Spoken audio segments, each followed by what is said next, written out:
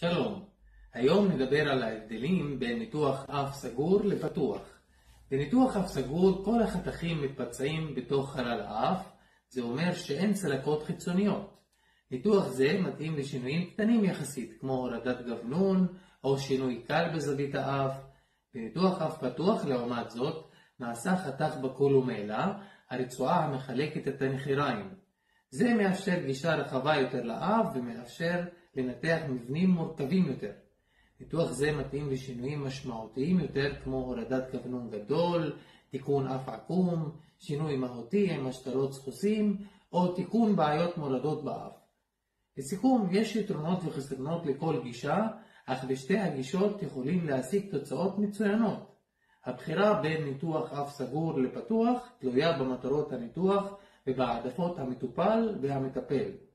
לכן חשוב להתייעץ עם מנתח מנוסה כדי לקבל את ההמלצה הטובה ביותר עבורכם.